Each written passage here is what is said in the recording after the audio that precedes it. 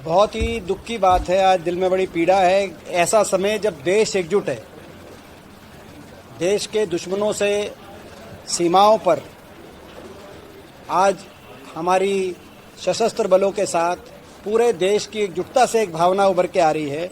ऐसे समय में पंजाब सरकार, आम आदमी पार्टी की सरकार, पंजाब सरकार द्वारा जो कार्रवाई करी जा रही है, जो बयान दिए जा रहे हैं, मैं समझता हूं कि ना सिर्फ वो अस्वीकार्य हैं, लेकिन उन पे हर तरह की कार्रवाई भी बनती है। पहले इन्होंने हमारे भाखड़ा के हक का पानी रोकने का काम किया। पहली बार जब से हरियाणा पंजाब अलग अलग प्रदेश बने, एसवाईएल पे हमारी लड़ाई थी, मगर कभी भाखड़ा के पानी पर लड़ाई नहीं थी। भाखड़ा के पानी को रोकने का काम किया गया। उसके बाद बीबीएमबी के फैसले को अस्वीकार किया गया पंजाब सरकार द्वारा। उसके बाद हाईकोर्ट के फैसले को मानने से मना कर दिया इस सरकार ने। और अब असंवैधानिक रूप से पहले आम आदमी पार्टी कार्यकर्ताओं का पहरा लगवाया भाखड़ा पे, और अब भाखड़ा के चेयरमैन को बंधक बनाने के साथ साथ हरजोत सिंह बैंस करके एक इनके मंत्री हैं, उनकी स्टेटमेंट आ रही है कि उनके खिलाफ देशद्रोह का पर्चे की बात कह रहे हैं, बाकी भी बहुत कुछ कह रहे हैं, जो कि अस्वीकार्य है। केंद्र सरकार तुरंत संज्ञान ले। सर्वदलीय बैठक हरियाणा में हुई थी, जिसमें हमने पूरा साथ नायब सिंह सैनी सरकार को देने का निर्णय किया था और कहा था कि पानी के हक की लड़ाई, हालांकि इसमें कहीं ना कहीं पिछले दिनों भाखड़ा में हरियाणा की तरफ से कोई भी अधिकारी नियुक्त नहीं किया गया, जिसकी वजह से आज ये स्थिति बनी है। कहीं ना कहीं भाजपा सरकार, प्रदेश सरकार का भी इसमें नकारापन शामिल है। आज जो जल संकट बना हरियाणा में, ऐसी परिस्थितियों को बनाने में, लेकिन फिर भी हमने कहा कि हम साथ देने को तैयार है, सरकार का पूरी तरह साथ देंगे, हरियाणा के जलों के हितों की रक्षा की जाए। लेकिन सरकार क्या कर रही है? सरकार हाथ पे हाथ धरे बैठी है। सरकार, हरियाणा की भाजपा सरकार कोर्ट के अंदर जाके आज उम्मीद कर रही है कि ये आम आदमी पार्टी को वाले कोर्ट से मानेंगे। केवल और केवल अगर कहीं से कार्रवाई होकर हरियाणा के उसको पानी मिल सकता है तो केंद्र सरकार कार्रवाई करे। केंद्र सरकार तुरंत केंद्रीय फोर्सेस भेजे। भाखड़ा और नंगल डैम ये केंद्र की परियोजनाएं हैं, किसी सरकार की परियोजना नहीं है, ये केंद्र सरकार की परियोजनाएं हैं। पानी पे हर प्रदेश का अधिकार अपना अपना। जब भाखड़ा बना तो उस समय स्वयं मेरे स्वर्गीय दादाजी चौधरी रणबीर सिंह जी सिंचाई और पावर मंत्री थे, और आज तक निर्विवाद पानी का बंटवारा भाखड़ा का होता रहा है। अब पंजाब सरकार ने ये जो इस प्रकार का अन्याय किया है, इसको रोकने की अगर क्षमता है तो केंद्र सरकार में। हमारी मांग है कि केंद्र सरकार तुरंत फोर्सेस भेजे भाखड़ा और नंगल डैम पर, और उन फोर्सेस के आधार पर बीबीएमबी का फैसला और हाईकोर्ट के फैसले को लागू कराते हुए हरियाणा के हकों का पानी हरियाणा को दिलवाने का काम केंद्र सरकार करे। हम हरियाणा के 4 लोकसभा सांसद परसों शाम को केंद्रीय जल संसाधन मंत्री सीआर पाटिल जी से भी मिले थे। हमने सीआर पाटिल जी से भी यही आग्रह किया था कि ये पंजाब पूरी तरीके से अनैतिक, असंवैधानिक, गैर कानूनी तरीके से ये कदम पंजाब सरकार उठाकर हरियाणा वासियों के हक का पानी से उनको वंचित करने का कार्य कर रही है, और केंद्र सरकार को इस पर कार्रवाई करनी पड़ेगी। आज केंद्र सरकार हाथ पे हाथ धरी नहीं बैठ सकती। डबल इंजन की सरकार हरियाणा वासियों ने बनाने में अपना योगदान दिया हुआ है। अगर चंडीगढ़ का इंजन पानी नहीं खींच पा रहा तो दिल्ली के इंजन को खींचना पड़ेगा पानी। केंद्र सरकार को राजधर्म निभाना होगा। केंद्र सरकार राज्य राज्य में फर्क नहीं कर सकती है। एक राज्य जबरदस्ती पानी रोक ले और केंद्र सरकार मूक दर्शक बनी रहे। ये देश हित में नहीं है और इसीलिए हमारी मांग है कि केंद्र सरकार तुरंत फोर्सेस भेजे और अगर मुकदमा दर्ज करना हो तो ये जो इस तरह के बयान दे रहे हैं हरजोत सिंह बैंस, इनको तुरंत बर्खास्त किया जाए और ये जांच की जाए कि इनके जो बयान हैं और जो इन्होंने किया है किस तरीके से बंधक बनाने का काम किया BBMB चेयरमैन को, तो क्या कानूनी कार्रवाई बनती है, किसने किसकी क्या भूमिका रही है, वो सारा जांच केंद्र सरकार करके कार्रवाई कराए। साथ में हमारी मुख्यमंत्री जी नायब सिंह सैनी जी से भी ये मांग है कि तुरंत समय लें प्रधानमंत्री जी के पास, प्रधानमंत्री जी समय दें। हम सभी हरियाणा के सांसद एकजुटता से 10 के 10 लोकसभा के सांसद और जो राज्यसभा के हरियाणा के सांसद हैं 15 के 15 सांसद हम एकजुटता से प्रधानमंत्री जी के पास चलने को तैयार हैं। हरियाणा के कम से कम पानी के हितों की पैरवी करने का तो अधिकार हमें केंद्र सरकार से मिले, हम उनको वो या समय दे प्रधानमंत्री जी या नायब सिंह सैनी जी समय लें। अगर ये समय नहीं ले रहे और एक एक दिन बीतता जा रहा है तो इसमें भारतीय जनता पार्टी की सरकार की मंशा भी हरियाणा प्रदेश के लोगों के सामने आ रही है और इसीलिए अब हालात पानी जो है सर से ऊपर बह रहा है।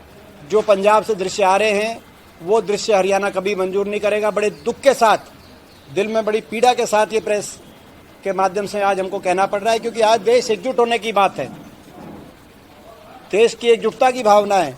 और पंजाब ने जहां आज तक भागड़ा का हमारा पानी नहीं मारा, इस वर्ष ऐसे समय में जब पहलगाम के अंदर ऐसा दुस्साहस किया गया देश के दुश्मन द्वारा, उसके बाद पंजाब सरकार ने जो ये कृत कार्य किया है, ये इससे निंदनीय कोई बात हो नहीं सकती।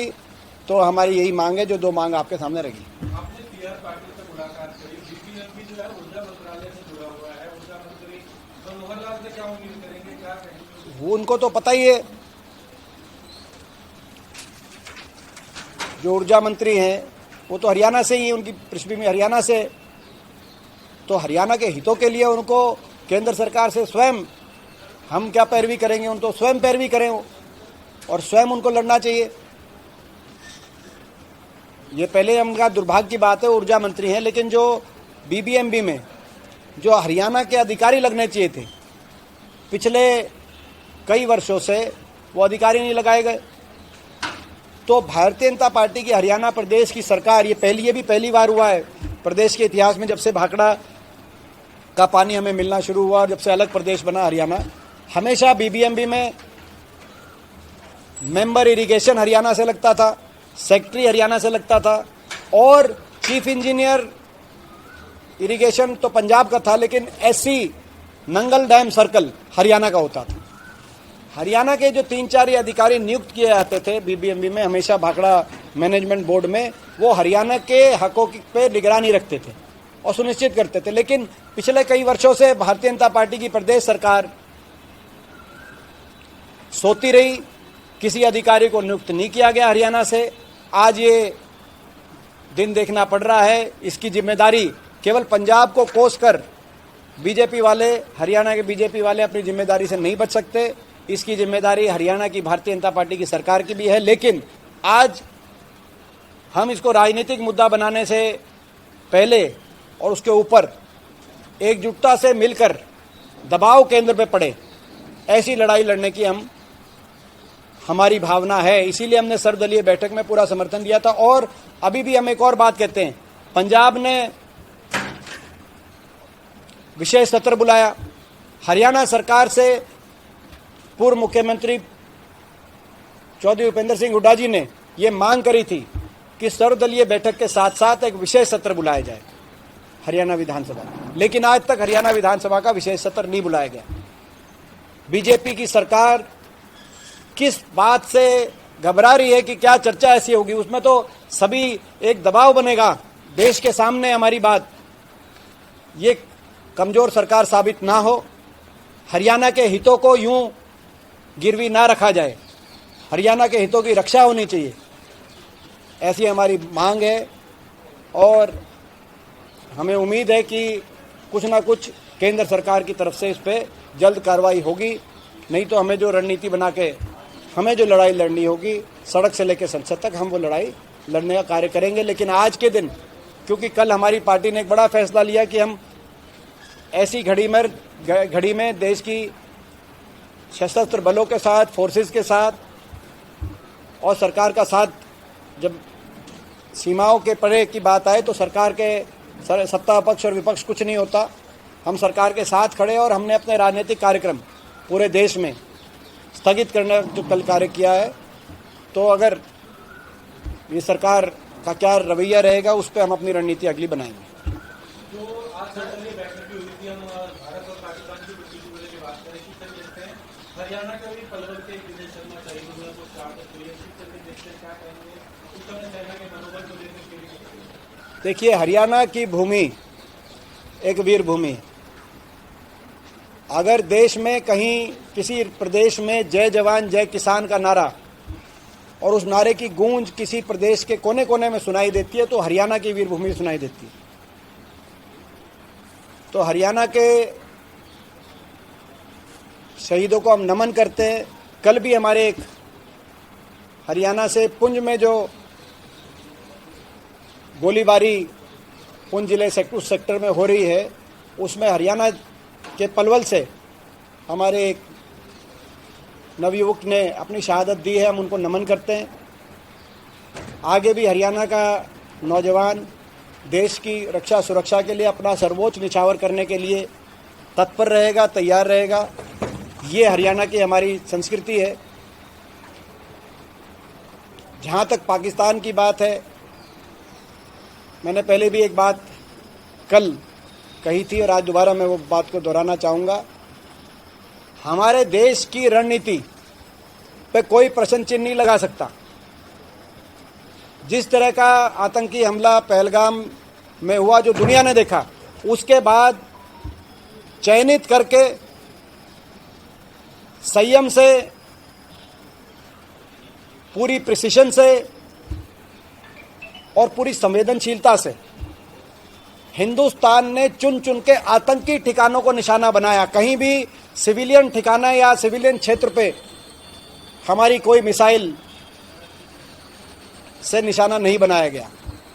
ये हमारे देश की रणनीति जो रही, हमारे आर्म्ड फोर्सेस की, हमारी सशस्त्र बलों की जो रणनीति रही, उस रणनीति